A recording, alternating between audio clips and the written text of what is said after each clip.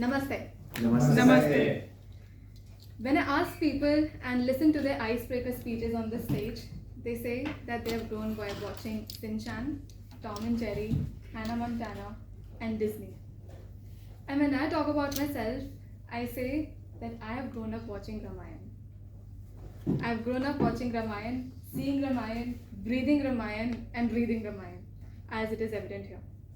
So before this theme, before I cascade off to start up with what Sitayana is all about and how I'm going to retrace Ramayan from women's perspective, I would like to make a disclaimer of how I landed into the theme, because that was the curiosity of many members, and many were even intrigued by the title of Sitayan.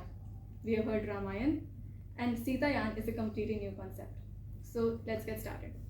So my journey with Ramayan can be divided into 4 stages.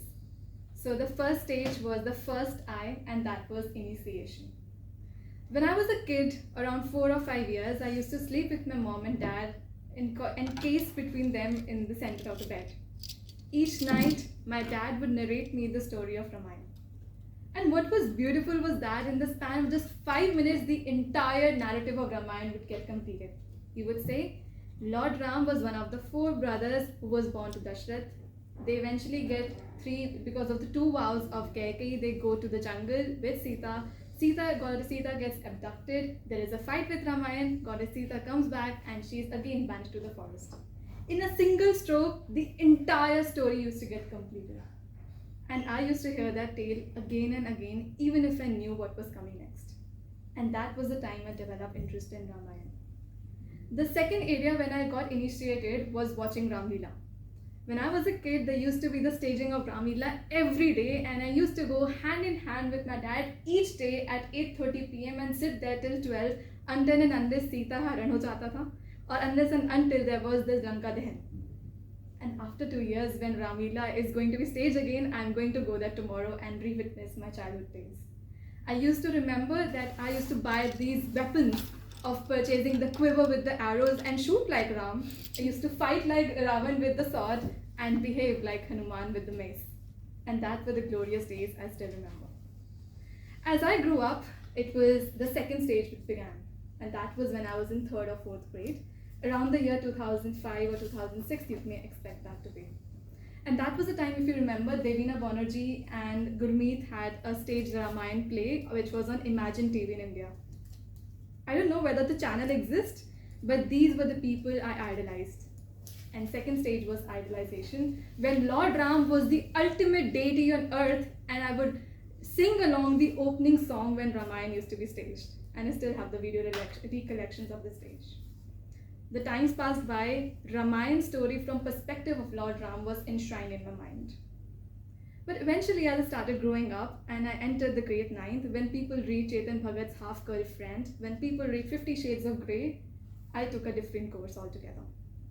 And I started developing interest in Indian mythology and started reading more about Hinduism, because that is what was infused in me and that was what religion I was breathing into.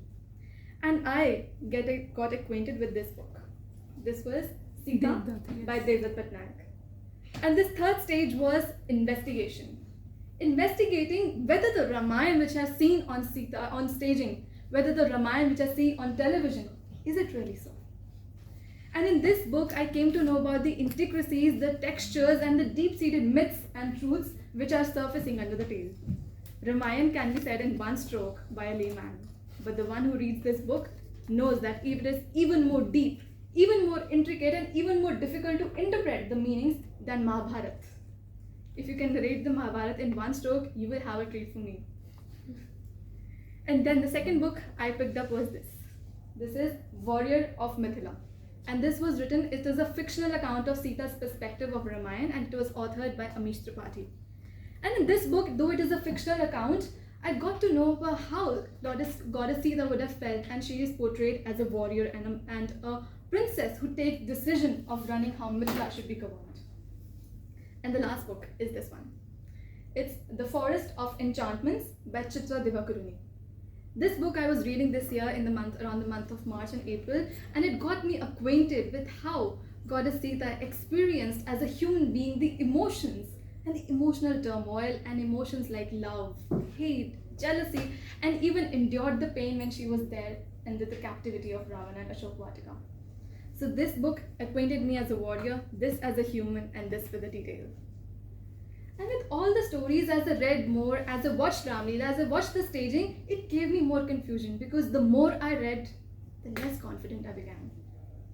There are versions of Ramayana which don't have the concept of Lakshman Rekha, the very turning point incident. There is no mention of Lakshman Rekha in the original Valmiki Ramayana. And some texts say that Sita was actually daughter of Ravana and Mandodari.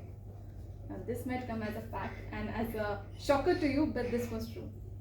So after reading all of these things, after all of these TED Talks which valorize women of Mahabharata and Ramayana, I was stepping over the last stage, and that is of interpretation.